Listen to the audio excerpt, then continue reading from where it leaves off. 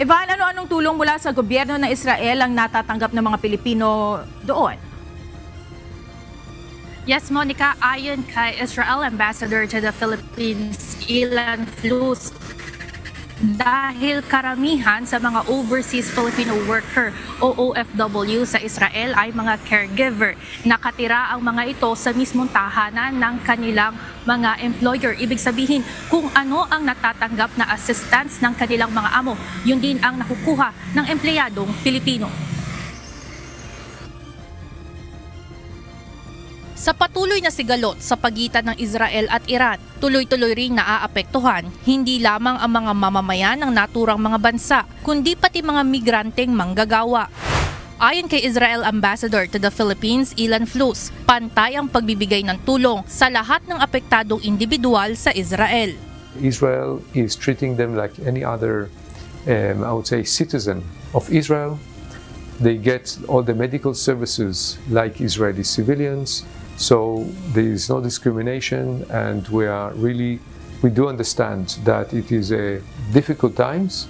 Bukod sa pagbabayad ng medikal na gastusin ng mga napuruhan sa missile attack, lahat rin ng Pilipino ay nakakatanggap ng mga abiso mula sa Home Front Command sa kani-kaniyang mga cellphone upang makapaghanda 10 minuto bago bumagsak ang isang missile. Mayroon ding webinar na isinusulong ang Israeli government kung saan po pwedeng umattend ang mga Pilipino para malaman kung paano ang mga dapat na gawin sa oras ng sakuna. Nakalatag rin anya ang hotlines na maaaring tawagan kung kailangan ng tulong anumang oras. Which means they get exactly the same safety mechanisms. If it is going into the shelters, into the safe rooms, they get exactly the same facilities that we give to Israelis. Ayon kay Ambassador Flus, naiintindihan nila kung mayroong mga Pilipinong nagnanais ng umuwi ng Pilipinas bunsod ng tensyon ngayon sa Israel. Dahil dito, sa kabila ng nakasarang airspace, pinapanatiling bukas ang mga border crossing papuntang Egypt at Jordan. And we're actually making sure that these crossings are open and there are more people who are working the crossing to make sure that it operates smoothly.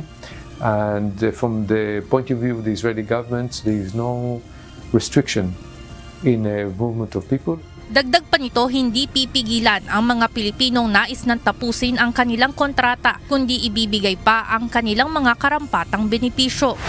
Samantala, sa kabila ng repatriation efforts ng pamahalaan ng Pilipinas, malaking bilang pa rin sa 30,000 na Pilipino sa Israel ang piniling manatili roon. Pagtitiyak ni Ambassador Flus, hindi nila pababayaan ang mga nagpasyang huwag umalis lalo na at parte na ang mga ito ng kanilang komunidad.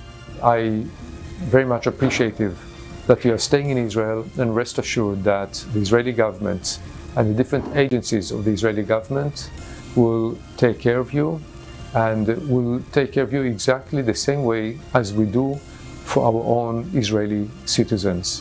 Anya, oras na humupa ang tensyon, binibigyan din nila ng pagkakataon ang iba pang OFW na bumalik sa Israel kahit walang re-entry visa. Itan ng Embahada ng Pilipinas at mga Israeli agency, ito'y upang agarang maipaabot ang tulong sa mga napinsalaan tahanan, mga napuruhan sa missile attacks, pati na rin mga nagnanais ng lumikas ng Israel. Yan muna ang update mula dito. Balik sa inyo dyan, Monica. Maraming salamat, Evan Alvarez, live mula sa Quezon City.